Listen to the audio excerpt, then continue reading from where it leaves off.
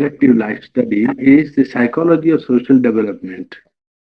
The social development of human collectivity is not merely a growth from small units to larger and larger units, beginning with the family, the tribe, the clan, community, nation, international unity of whole mankind. That is one line of growth where the collective life of man on earth has been building from small units to larger and larger units. That is one.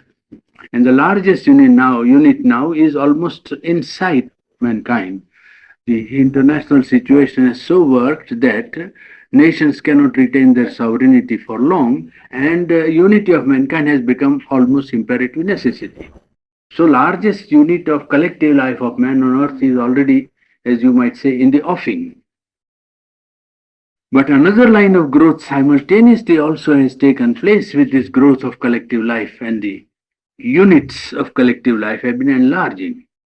But at the same time, through the collective consciousness, psychological factors have been acting. It is not merely a growth of group life, beginning with small groups and becoming large group only. Neither it is only a push given to collective life by circumstances, by environment, by history, by geography, by economic, causes or economic, situations. It is not that man is driven in his collective life by his environment. It's not merely that he is subject to forces which are external, economic, political, social, something which happens to be there and he is driven. He points out in this book, Human Cycle, that there has been effort on the part of collectivities to govern the life by certain psychological factors. And among those psychological factors, there have been societies that founded their whole working or highest values on religious values. There were times when societies tried to govern their life by aesthetics. There are times now, a time has come when society is trying to govern itself by reason and by science. Individualism and you can say kind of scientific attitude, which rationalism and individualism. This is now the governing psychological factor of our collective life today. That is where we are. And he is making out now a case where we are, chapter 13th or 14th, I suppose 14th. That life has not been all along working in obedience to circumstances, outer forces, economics, desires, ambitions only, but it has been trying to seek something more than what reason can give, what logic can give, what the intellectual, seeking for mankind with the apparatus of science, whatever that can give, well, life is seeking something more than that. This is the proposition. Just in the last three chapters that we are going to work, and the two more that are coming, this is the main proposition. Now, as soon as you say something supra-rational, people get a sort of a fright nowadays because they think that they are very rational, which they are not. They are only subject to the atmosphere which papers create and which scientific progress in mankind has hypnotized them into thinking that they are rational beings. They are not rational because they don't put rational questions. They are only carried by the current of atmosphere that pervades or prevails in the air. You see? So as soon as something supra-rational comes, they think, oh, this is superstition, this is old grandmotherly story which we have outlived, and now we are in a modern age on the top of culture, all kinds of things they begin to think. He is showing by actual growth of collective life and the studies that supra-rational is the one direction in which collective life is pushing. All along, the drive of collective life has been to seek something supra-rational. The religious life, when it began, it was seeking for the supra-rational. And now we are at a place where he is trying to show truth when reason or intellect tries to get at the truth. As we done it in Life Divine and also in the morning classes, we have done that. That reason is not able to comprehend the truth because truth is infinite, reason is finite. And therefore, what reason does is to take the whole infinite reality or infinite truth, cut it into parts, and try to take each part and study it and consider this each part as the whole. And now, this knowledge of the part which reason takes as a whole is really speaking a limitation of reason and not its, it is its victory in that field, but it is limitation as far as the knowledge of the total, the reality is concerned. For instance, this universe is living. You don't grant that all, it is a whole, it is one. And reason is not able to cope with this whole one cosmos. Therefore, what it does is to cut it into bits and say, this is material world or matter. Cut another bit and say, this is life. Cut another bit and say, this is mind. And then each part it takes and tries to study. Again, in each there are departments.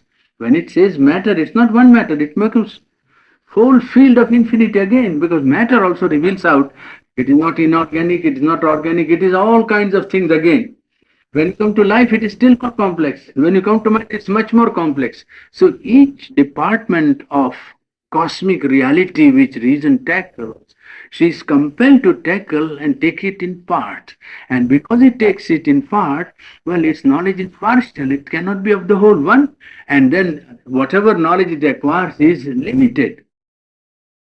The truth that is to be known is infinite, and it is supra-rational. That which is at work in the cosmos is something not rational, and truth in its highest status or plane is beyond the range of reason. Men have known it in religious life, in philosophy, and in their effort at mystic life, in their many other activities. Men have known something about it. So that is one. Now he takes up in this part beauty. And we said that in the morning class or somewhere it was, that search for beauty is not at all rational. It has nothing to do with reason. It's not rational to seek for beauty. The whole realm is outside the realm of reason. A man wanting or wishing to satisfy his aesthetic taste or sense of beauty, well, certainly he is not acting rationally. There is nothing rational about it. So the realm of religion we have seen is the realm of the supra-rational, but other spheres of human activity and human consciousness in collective life and in cultural activity of mankind, well, we find that reason also there is not the sovereign capacity of man. Reason stands between two powers, as we saw, an intermediary between the lower infra-rational and something beyond, which is supra-rational. Reason intervenes between the two, stands as intermediate power to connect this, first control the infra-rational, purify, organize, control them, and bring them into a kind of integration under its control. But even that control is never complete. That's what we have seen. And we have discussed that problem already. And when that is organized in lower being of man, infra-rational part of man, his impulses, his passions, his unconscious movements, his vital being and his cravings, ambitions, all these, when it is brought under some sort of control by reason, then reason is an intermediary to connect this whole organized consciousness with something supra-rational, beyond reason. That is its real office. Instead, reason is now trying, and it is actually dominating the whole of mankind today. And all the problems of man, when we feel the problem, appear to be as if they are due to economics, due to some maladjustment, something we have to do. It is not that. The collective life is so dominated by this practical reason, as we call it, not idealistic reason like the Greeks, but practical reason and application of it to life by scientific discoveries, that economy has become now the highest value of collective life. And the problem is how to create an atmosphere for collective life in which the human individual can find his fulfillment. Now we have created a culture or a condition in collective life where the large number of mankind, the majority, is compelled to submit to this economy-centric outlook as if it was something very high, which it is not. And he finds no fulfillment because society is so dominated by economics that only to get food and to get clothes and to get house, well, money is at the end of his energies.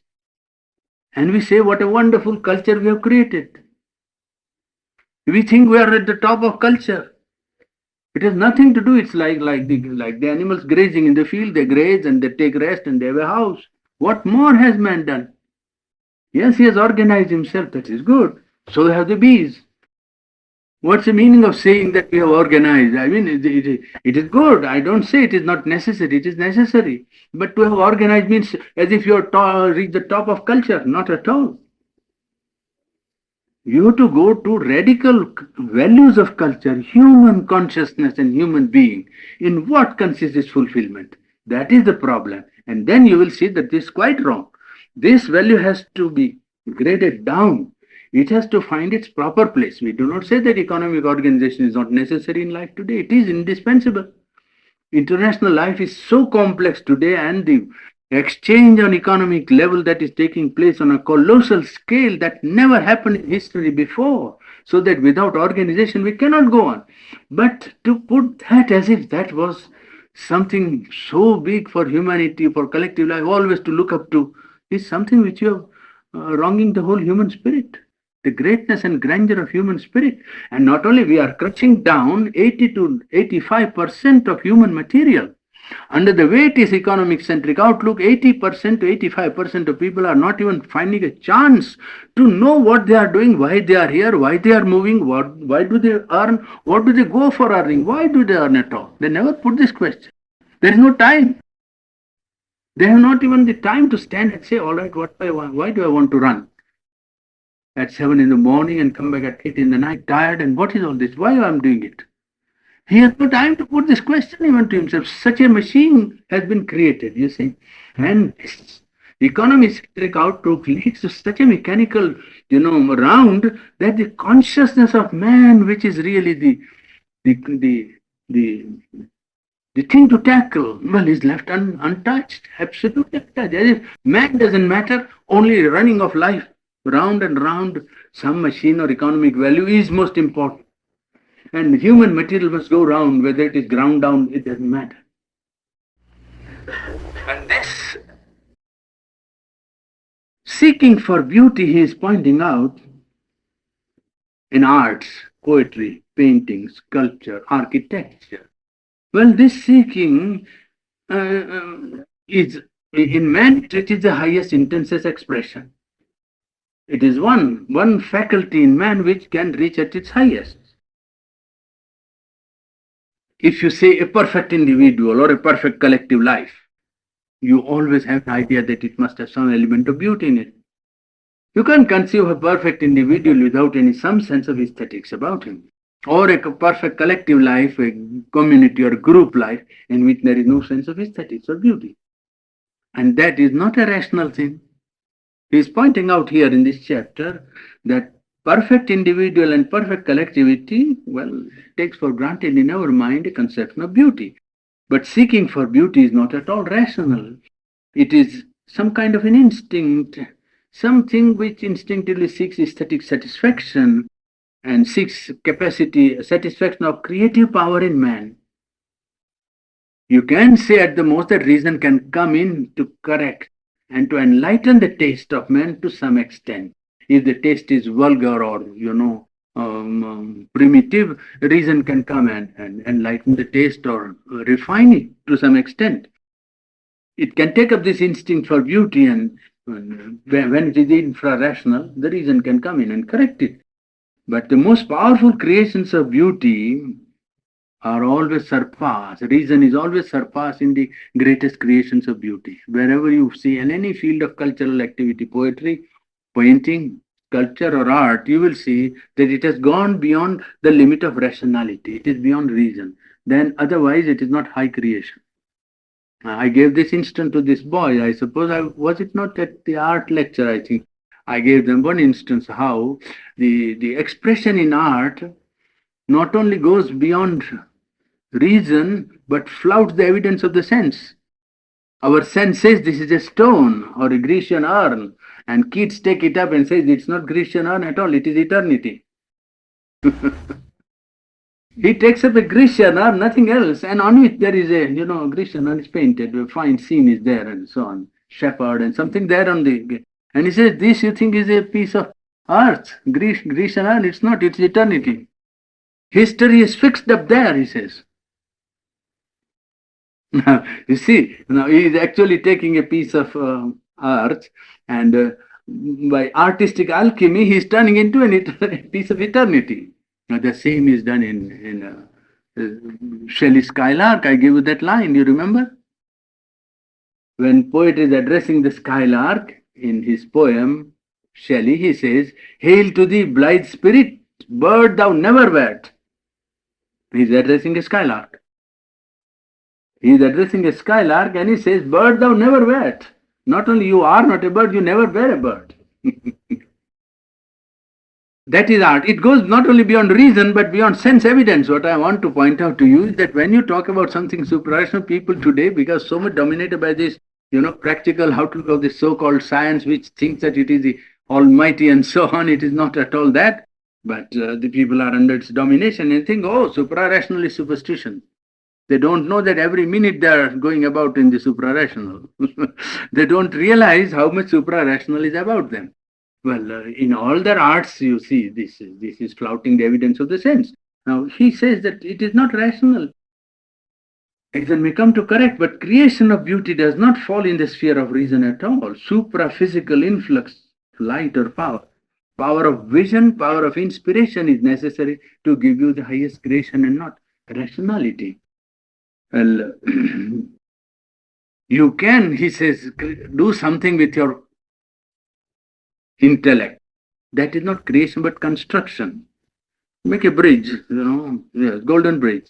That's all right. It is, a reason can construct, but to create, you have something more than reason. To create greatly, create mightily. It can create, it can construct well, but it wouldn't be creation. And in arts like poetry and other arts, reason has a secondary place. When reason takes hold of this taste of man, artistic taste, takes hold of his artistic perception and tries to put into it some sort of correct technique and insist that technique must be quite perfect. In that case, under the guidance of reason, the artistic creation will be classical.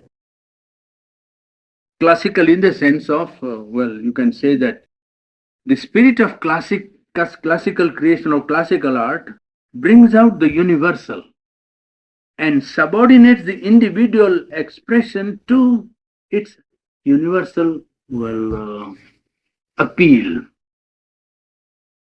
It is not what one has felt, but what everyone can feel. Supposing somebody has lost a relation. Now, so many people lose, every day somebody. And therefore, a wail or a weeping would not be an artistic expression. You see, if somebody weeps because somebody is dead, well, it's not art. It is real emotion and true feeling, but it's not art. Art is, he would say, the classical people would say, when your individual experience is divested of its personal elements, all that belongs to you, it's separated from it and taken to a realm of inner experience where it becomes universal, cosmic, and you feel through that individual experience the impact on you of the whole of the universe or of the cosmos. Then what you create is classical art, you see. Not because somebody is dead, but the phenomenon of suffering due to separation of people who love, it's a universal thing.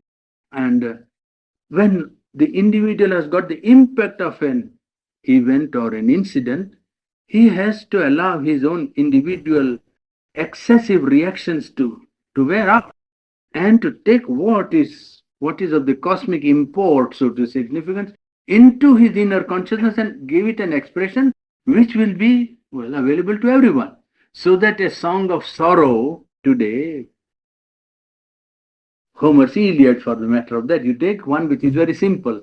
Well, today can move thousands of people, though the suffering that came might have been perhaps not as the poet has expressed.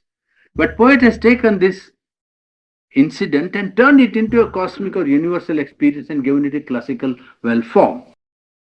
Romantic spirit, when it takes hold of art, is that which brings out the striking and the individual and throws the universal in the background.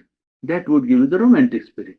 Now, all these ideas of classicism, romanticism, and realism, and all that, really speaking to this, that the background of artistic creation, it requires vision and inspiration, and not merely work of reason. And art creation, even when you create art, the great art, you have to make a selection. That selection is made by aesthetic capacity.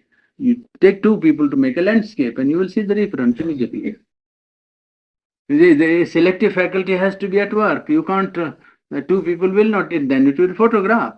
You see, the landscape passes through the aesthetic capacity or faculty of the artist, and when it comes out, well, it comes out differently because it takes the individual color. You see, it's not nature as it is represented, but nature as well seen by a selection of it is made by the artist.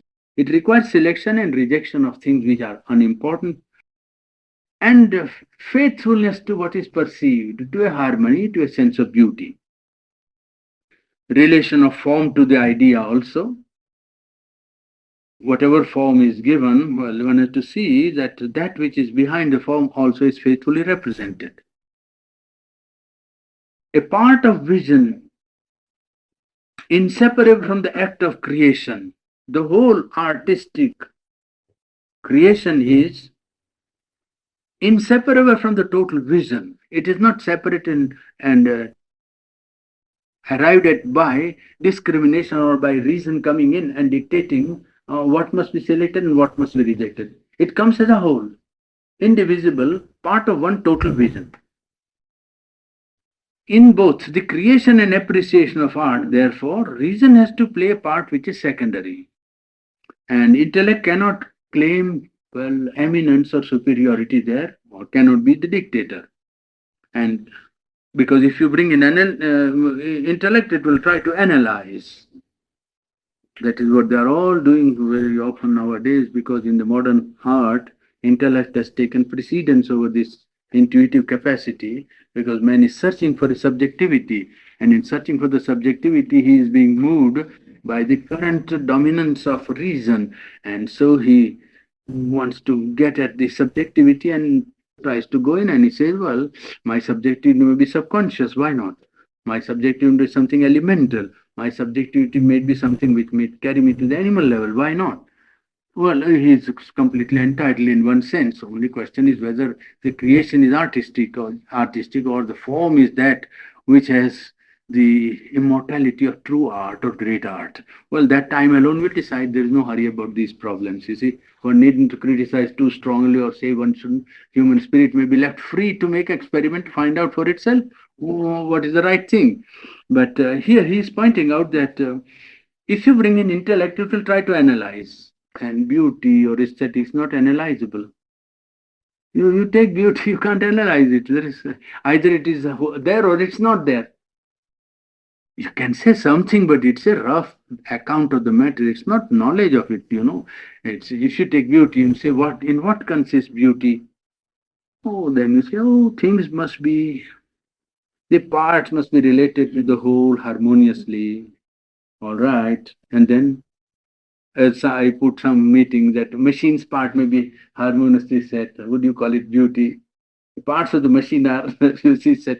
No. So, yes, then you say, oh no, the form must be such that the form must carry, and then you say, well, must express that which is to be expressed perfectly. Yes, that is true. But what was to be expressed and how analysis will not get you at that, you see. It is when you say beauty, you say that I'm attracted by it. That's all that you want to say, perhaps. or that the form and the soul here are so inseparable that I think I must take it as a whole, and the whole makes a great sense to me. That's all that you want to say, perhaps. You don't know what you want to say when you say a thing is beautiful. You can't analyze it. As soon as you take a rose and analyze it, you throw it into petals and then it ceases to be a rose. Or you take a lyre and take out all the wires and say, where is the music of it? Well, it's only you got wire and wood and nothing else. That is analysis of piece of art. It doesn't lead you anywhere. It's not analyzable. Insight, intuitive response, that is what you can have if you have. Literary and artistic criticism, therefore, reason also can play some part into some extent. Appreciation also is very often instinctive. And rules are necessary for creation just to guide, not to dictate creation. You cannot dictate creation. You can have rough rules like, roads where your sign is given to you that this is the road. But you are at perfect liberty to make out your own road afterwards. When you walk sometime on the road, you make out your own road afterwards. Whatever you call the technique and law and canon of art, well, it's only for a temporary purpose to serve the artist, to give him a foothold for his creation. Really speaking, a revolt is bound to come as soon as laws and canons and technique have lasted about a generation or two. They're bound to come, and the new creator will come and say, "Well, I break all your laws and break all the laws and still create beauty." That is, and then another technique, another law, and another canon comes into existence, lasts for again 40 years. Well, that's how it works. That's good. Appreciation is best by an exaltation of the soul. Intuitive intelligence can take up the work of, you know, intellect in the artistic field.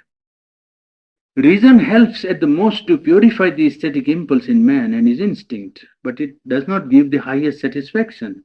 It is because what we seek through beauty is, this is most important, is what we seek through religion, the absolute. We are seeking the absolute of beauty, the divine. It is a seeking of the all beautiful, so to say. It may be in man, it may be in nature, it may be in life, it may be in thought, it may be in action, but that is what we are seeking in beauty. The all beautiful, the divine. Yes. The divine is beauty and delight, hidden in the masks of the forms which express it. The forms express that divine delight and beauty. And to find the highest beauty is to find this presence of the divine as beauty in the form. To reveal and to embody that and to create the highest beauty is to bring out, you see, of our souls the living image and power of God. The living image and power of God, when you can bring out, that is the expression of the sense of aesthetics in man. Now, as this beauty seeks something beyond reason, and we see that in its actual operation, it is not at all rational but supra-rational, subject to vision, inspiration, intuition, insight. There is another realm. Truth we have seen is supra-intellectual. Now he comes to the third point, the good. The true, the good, and the beautiful. Each one seeks not the rational, but the supra-rational. The good that you seek, he says now in this chapter that follows, is active being of man is a seeking for his highest self, highest reality. That which he is in himself, man wants to realize and express in his actions. And when we say seeking for its very highest and truest and fullest being or fullest self, we mean that he is seeking the divine. That is all that we mean by the divine. Finding the infinite in the finite, raising all relations that we have to the relation with the absolute. That is to say, there is an omnipresent reality or a truth in which all the entangled discords of this multiplicity, these separated beings and their conflicting, lives or conflicting consciousnesses.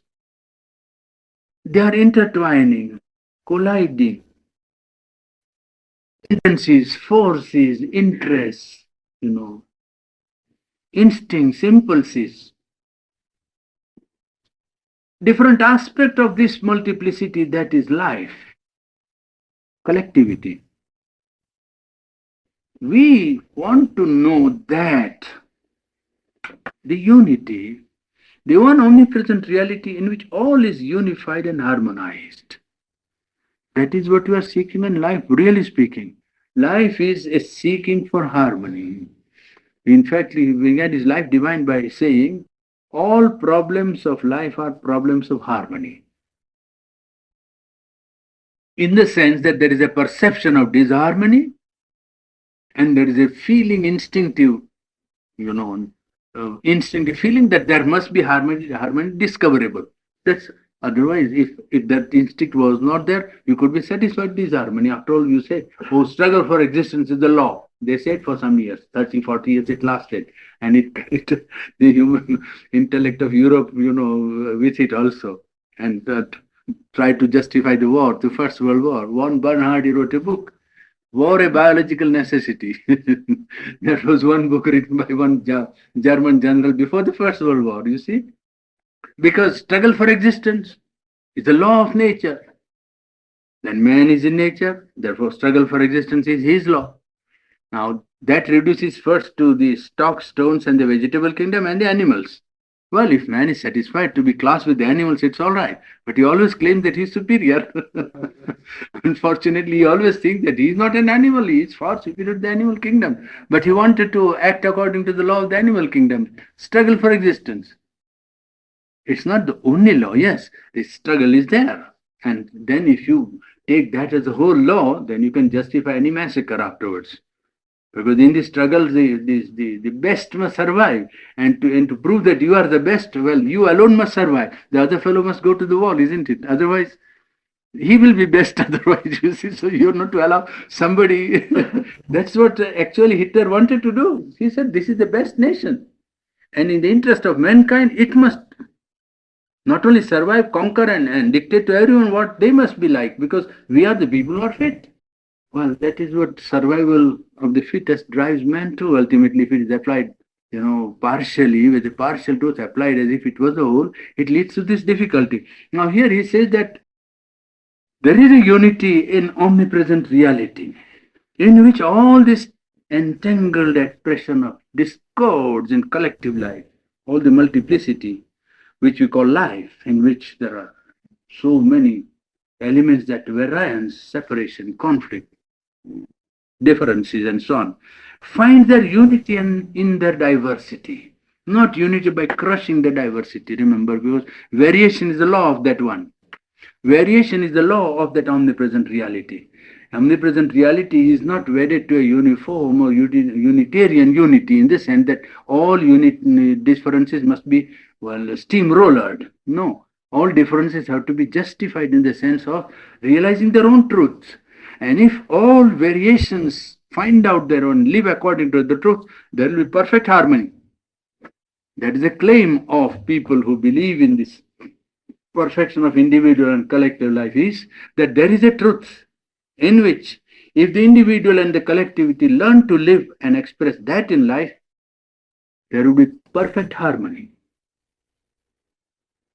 Well, this looks very, very, very strange. But you look at a machine which is complicated today, and if you study the working of the machine, you see it must not work nicely, but it does.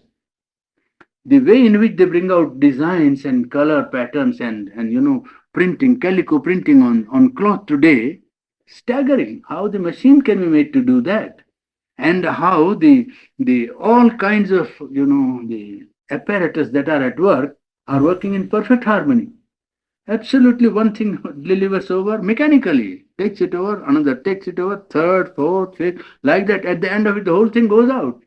If you study even the printing of the geographical magazine, I don't know how many of you have seen the geographical magazine press. It was printed in one of their magazines. You see, National Geographical Magazine.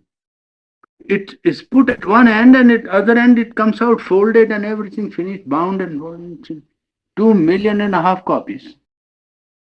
This is the result of human intellect and scientific knowledge.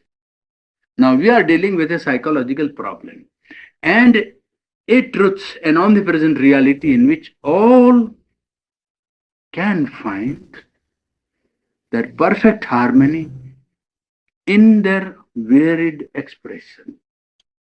If a machine can do so much and work in perfect harmony, one process with the other, without either colliding or blowing up everything, well, why shouldn't the human being be capable of a harmony in which the multiplicity and diversity of multiplicity also finds its proper fulfillment? There is no reason to doubt it. Yes, it is not easy. Then nothing great is very easy. Everything that is worth achieving is always at the end of a good trial. So it is only to first to understand that diversity has a place. The whole problem today, because reason is dominating, is to wipe out all differences, to wipe out all variations. All must be like, each one must be like everybody else. Because reason says otherwise, my scheme and my plan does not seem to work out well. You see, reason has a conception that if everyone was to be happy, everyone must get up at 8 o'clock in the morning and go to his work. Well, quite right. If I have to have a perfect society, well, everyone must do like that and must work 8 hours a day and come back, and then he must not do this, he must do this, he must do this. This is all right. Where is his fulfillment? This is the fulfillment of somebody, 5 people, 1 people, or somebody who can dictate. He wants to have a what you call regimentation, you see. And regimentation is in the air because reason is the dominating power. And the one thing that reason wants to do is to act according to law. Law means one thing for everyone. Exactly, it wipes out all variations and differences and therefore takes away all fulfillment of the individual.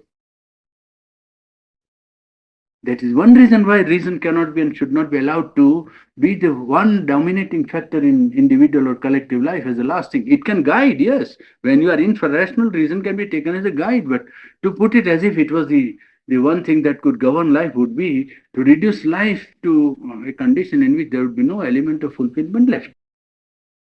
Now here, religion and art frees us from this pressure of outward appearances of life, from necessities and utilities. And this is its greatest service. That is why we want to stress art in the life of man today. Is so much accustomed to look at life, even at art nowadays, for what it pays. It's most ridiculous, but it is that. You can't help it. The domination is such.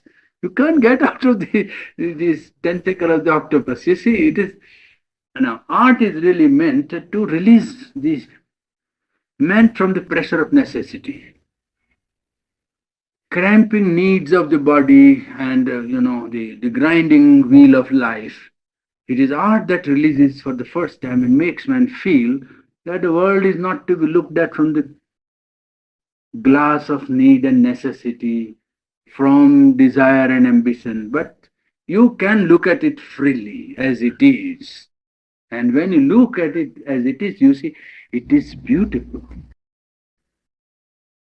You see, if you are a flower, a florist, and you grow flower for selling in the market, then naturally your idea of the rose will be how much it is going to bring in the evening and what is the outcome, isn't it? That's all. So many roses means so much money. Well, that takes you away from the very mystery of the whole process. Take away that sense, and then you look at the flower. Then you say, "Oh, what a wonderful, it's a really beautiful thing." Doesn't matter whether it brings a scent or not. It is marvelous. It is worth $1,000 cannot make up for one rose. The labor that nature has given, the form, the design, the color, the beauty, and the fragrance. You say such a combination. Well, you can't pay for it. You can't pay for it. Yes.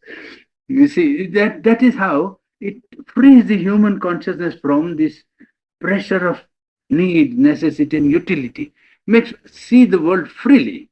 And when world is looked at freely, well, it reveals something which the glass of necessity is always preventing man from seeing.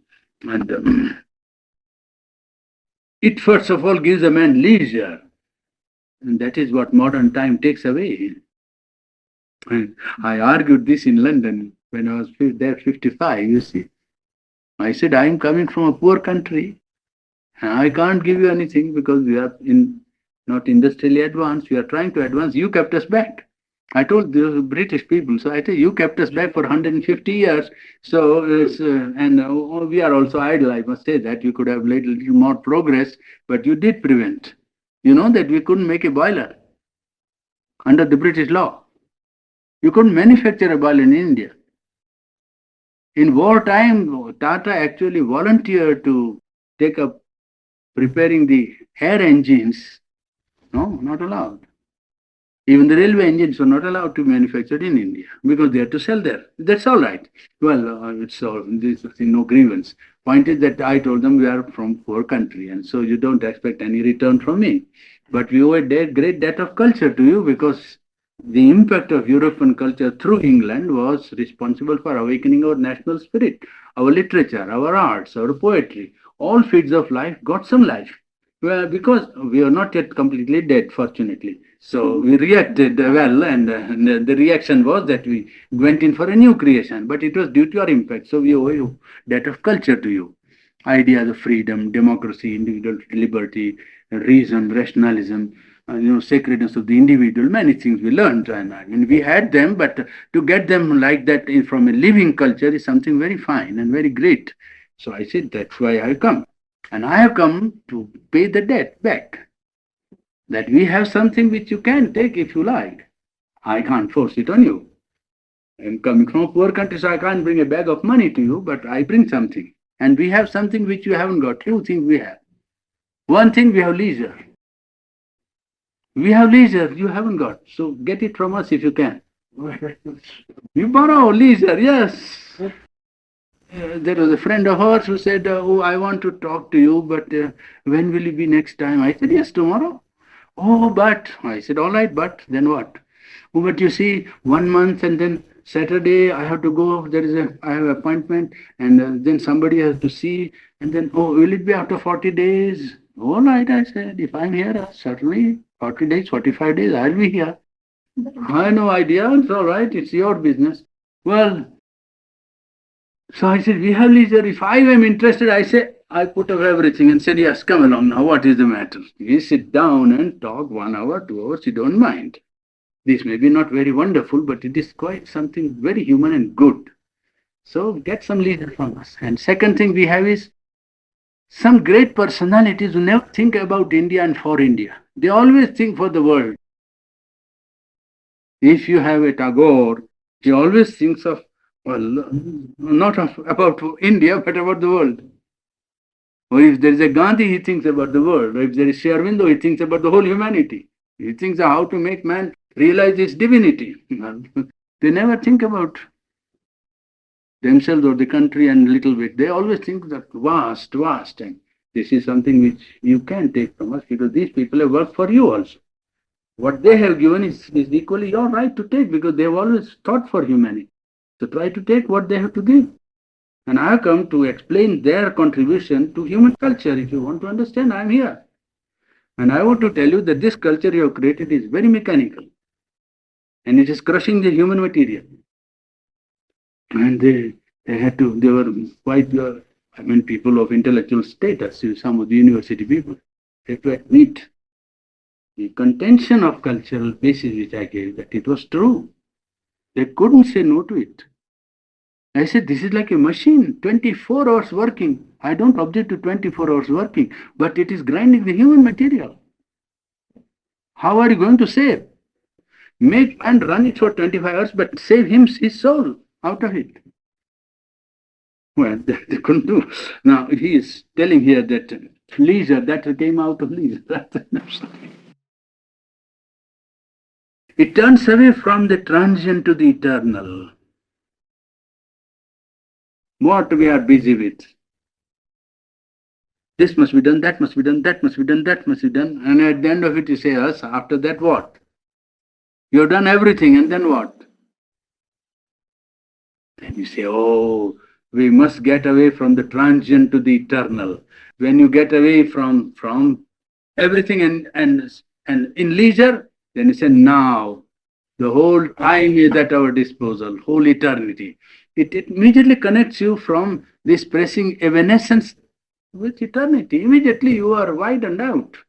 That's the good of, seascape, a wide sea beach, or mountain, or sky, or a wide landscape. One advantage of it is the wideness of your consciousness. Immediately you approach it and have some leisure of sitting down for half an hour, 1 hour, 15 minutes. You immediately feel, well, now I'm quite at ease and free. And what is this world? And what am I doing? And why am I doing? And what is all this? Well, you have some time to think. Otherwise, it's like a, you know, it's like a mule that is going around with its head down and all the time. Oh, it's a very pitiable view of humanity when you look at that, you see. There's no time to look at most marvelous thing by which he's surrounded. And he says in life, in Sara Savitri, I don't know by what merit I inherited the sun, the stars, the earth, and the sky. You see, he puts it most marvelous that is what man is heir to, but no, he has no time to take his patrimony. Daily life and social existence are not apart from man's inner life, should not be. He is now showing the supra-rational in good. The good that man is seeking is not rational but supra-rational, and he is showing that the social existence of man, his daily life, should not be divorced from his inner life. It must be an expression of his inner life. When you say ethical life, morality, whenever reason is brought into ethics, it has tried to reduce it to law, to rule, to some sort of, it is good to be honest. When argument is given to reason, reason will argue out that honesty is the best policy. The more honest you are, the more earning will come to you. It doesn't say that doesn't matter if you don't earn, you must be honest. You see, even when ethics is given to reason, the reason generally stresses first the law, rule, mechanical, mechanising the whole process of behavior, one. And secondly, it reduces that to utilitarian point of view. It's good to be good to be honest, and so on. Well, in one sense, it is good to induce a man, but that should not be really the reason why one should do good or be good. To be good is for its own sake, really speaking. Ethical being is independent of these theories worked out by reason. Reason would say utility is very nice if you behave ethically, or hedonistic theory also is there for virtues, you see, that it gives you the greatest pleasure, it gives you delight, therefore you must be virtuous. Now that sort of inducement to virtue is not really correct, because virtue is independent of all this. I mean, seeking for perfection of conduct or action is something which goes beyond this dictation of reason and codification. Principle of good or instinct for good or vision of some ultimate good is quite independent of reason. It's not rational. Ethics begins very late, and it begins only when the mind of the individual becomes free from personal interest, preferences, his pleasures and his likes and dislikes. Then only true ethical being awakens. He says, I am not going to allow myself to be pleased or to be interested egoistically. I am going to control myself. Then only really ethics begins. Ethics doesn't begin by appealing to this sort of, the infra-rational movement of man's consciousness. It is not even socially necessary. Ethics is regarded many people that it is social morality is not true morality. It's not awakening of conscience. Social morality is necessary for keeping the existence of society, keeping society going. That's all. I mean, the rules in society are there which everybody observes, because otherwise social existence would not be possible. It's not that one who observes consciously, acts according to the dictate of social behavior. If a man doesn't steal, it is not that he wouldn't steal if he could, but well, he is afraid that if he is caught, he will be sent to jail, one. And even if he is known as one who steals, well, socially he will be boycotted or, looked down upon. It is that which, rather than real ethical movement in his consciousness, that taking somebody's property is not worthy of his, I mean, manhood. You see, that doesn't come to him. So social morality is something which is not real true ethics. You see, he may, you cannot refer to the good as if it is good for everybody, because there may be some good which you have to bring into existence against the whole society.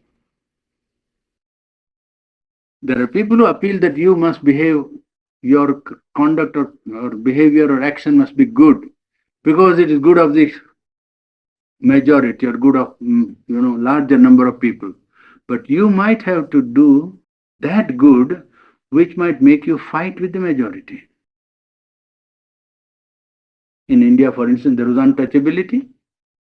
Now, if a man is to feel that it is wrong, then he will be really doing good to all by fighting against all, isn't it?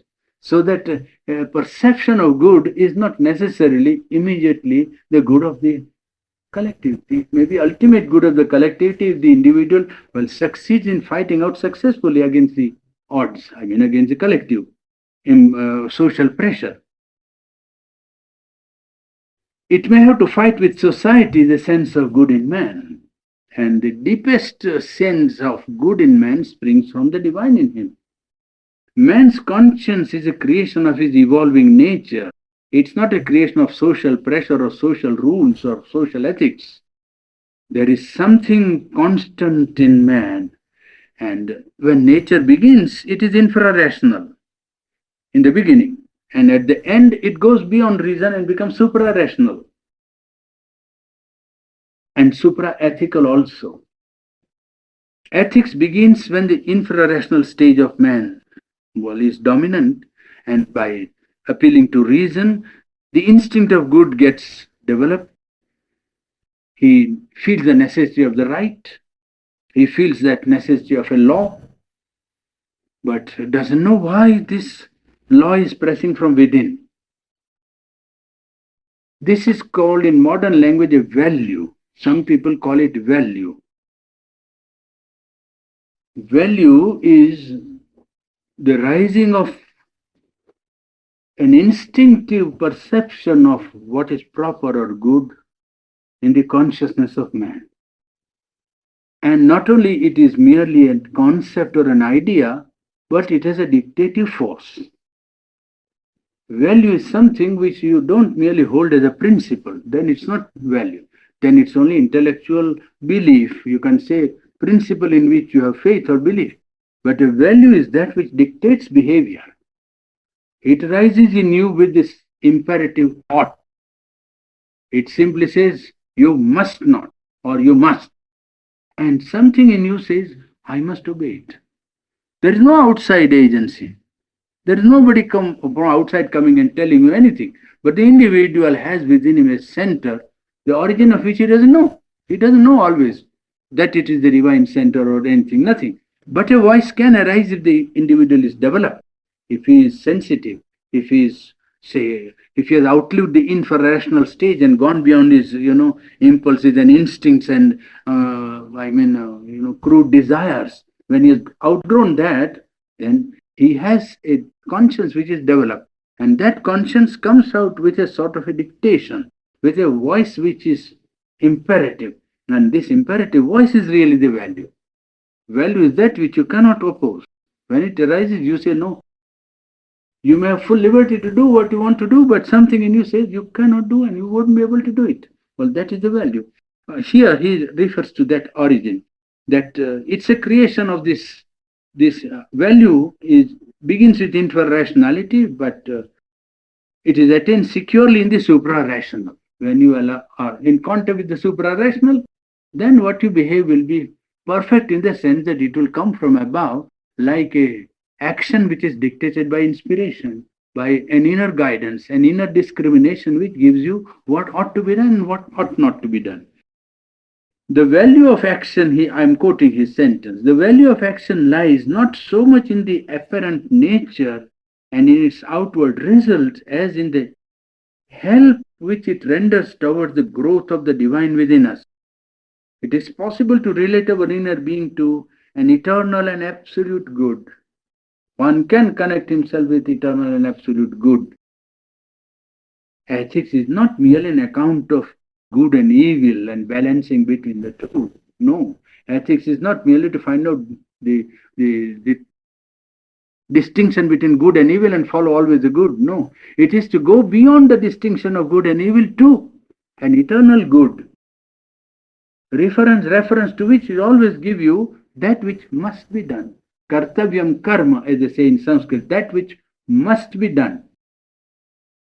Well, it is possible to relate the inner being to this eternal good and absolute good. Ethics is not an account of between good and evil. It's an attempt to grow into our own possible divine nature. Ethics is an attempt to grow into our own divine nature, which is possible for us. You see, it's possible. For instance, the effort at purity, effort to have realized truth or to act according to right, or sympathy, charity, strength to help others. All these are elements which have nothing to do with account of good and evil. You see, they are in one sense outside the classification, so to say. And when you have contacted this source of eternal good, then man is not laboriously virtuous, he says in this chapter. He is not artificially moral, but is naturally divine. A man is moved by that higher consciousness and higher will. An ethical being in us seeks this reality of the divine nature within us and wants to live it.